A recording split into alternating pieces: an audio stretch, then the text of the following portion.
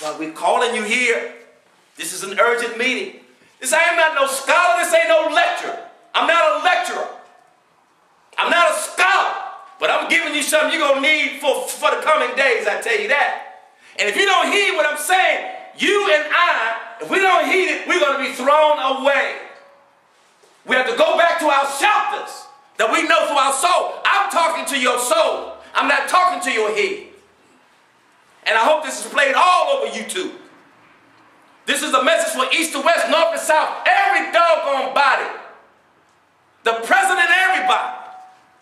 Something's going to hit that we ain't never seen before. And if you're not in the right shelter, you will be thrown away. If there's 7 billion people on the planet, 6 will be taken out. They'll document me saying that to everybody.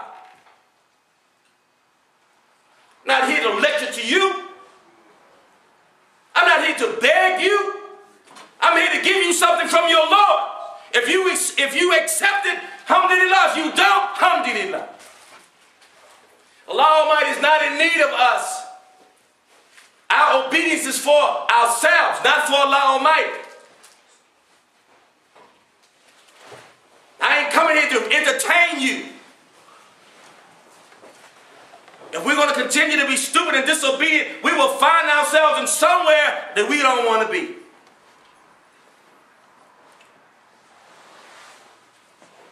The next 6 months to a year be something else we ain't never seen. Many, many people are going to die. And they're already starting to die. We can't stop it. It's part of the escalation. You think we're going to go out in the streets and tell our youth, hey, stop fighting? No. This is another kind of wrath going on. It's going to escalate to where so many people are going to be dying. If you're not in a shelter, you're going to want to be in the grave. You talking about alcoholics now. Wait till they start, they're going to be breaking into liquor stores and they're just going to try to drink this other day. You talking about dope addicts, you're going to see more dope fiends, you're going to see more deviant behavior because of the fear. You're going to see babies' hair turning white. Not so those who are in the shelter. It's just like those people in the time of Noah. They didn't drown. Listen to me carefully. Listen to me with your heart, with your soul. You can think I'm tripping up here if you want to. I can't even stop what I'm saying. I can't even stop. If I can't even stop myself from saying it. Because I'm not on my time. My will is submitted. I gave my will up already to Allah and His apostle. Who have you given your will to? Because you will be with those who you've given your will to. If you've given your will to Shaitan, I tell you right now, you better get a grave site. Somewhere. Because you're going to be running to it. Because what's going to be coming? If you're not in the shelter, your mind will not be able to deal with it. It's a whole other thing ushering in. Mahdi alayhi salam has to return. Jesus Christ has to return to clear up His name. He never said that He was God or the Son of God. Yeah, you see Him on a cross like this. But what they fail to realize that it's going to look like a cross, but it will be a sword when He come back. Taking the heads of people who believe that nonsense. Faith now is waiting for Esau. Before that, Mahdi alayhi salam. From the prophets, from the family of the prophet, peace be upon it. That's belief now. If you don't believe that, you don't believe that. You're in the same conversation in the grave. And you won't be able to do anything. My suggestion is you better be with those who are with those who are with those who are in shelter. That's my suggestion, and that's the message, and that's the warning. You continue to fight them, or disrespect them, or don't come around them, or whatever. It will be our loss. It'll be our loss. It'll be our loss. And that's going to be a great grief to having been warned and then heed that warning when you knew. It's just like you go to the bank and you think the bank is closed, but the people are just going and getting ready to open the doors. And that particular day, the first person they get it, they're going to give $1 million to the first person that's at the door. They open. And you leave because you get impatient. And you see on the news, so-and-so was there at 9:05 and they got $1 million. You say, I was there at 9 o'clock. And we broke. Don't have nothing. And that person got $1 million. If I only just waited 5 more minutes. That's the time we're in. And that's how we're dealing with those servants. We have to be patient with those servants.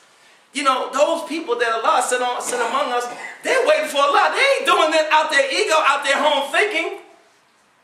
When the Prophet, peace upon him, was approached by those who wanted him to fight the Quraysh because they were being attacked, going through trials and tribulations, he going to say, yeah, let's gangbang on, let's kill him.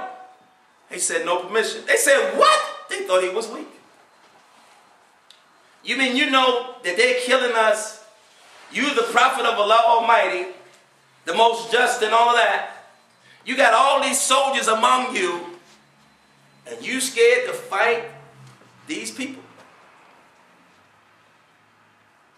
That's how Shaitan gets on us, to make us think, to attack those Allah's servants. Now, when it was time to fight, it was 3,000 of those that were coming to kill them. Now the Sahabas were saying, oh no, we outnumbered. We outnumbered now? We're outnumbered now. You want to fight? You don't want to fight now? You had all that mouth before. Now you're scared to fight. Me and my Lord will fight them. And you know that their wives said, you know what? If you let the Prophet go fight 3,000, look, I see you in the fall if I see you at all. You will disrespect and disgrace our whole generation. They will hear about this forever. The Prophet of Allah went and fought 3,000 people, and he had 313 of his army, and they was punked out. They didn't want to stand up and be men. They listened to Shaitan. They were frightened of Shaitan.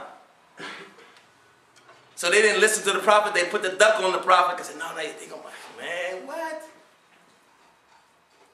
And that's how we are too. Allah puts a protection on his. Allah protects his. There's none can protect Allah's servants better than he can. No one, nothing. Nothing. Shaitan has no power over them. They fight Shaitan in themselves and they fight Shaitan outside themselves. They don't care.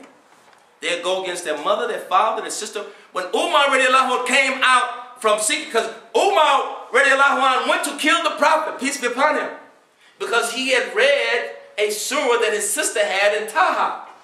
And he said, what is this mess? He said, where'd you get this from? And she said, the Prophet, he said, Muhammad, and he smacked his sister. So he said, I'm going to kill this guy. He went up there, and Allah protected the Prophet. He made Umar's heart to become soft and to receive the light and to see the Prophet, peace be upon him. He was from Allah Almighty. The first thing Umar came out, when he came out, he said, the first person to say anything against you, I'm going to kill him. When he came out the tent, his father came to him and said, did you kill Muhammad? He took his father's head off. He took his father's head off. That's how gangster this is. This ain't no joke. We ain't running with no punks. Scared of Shaitan.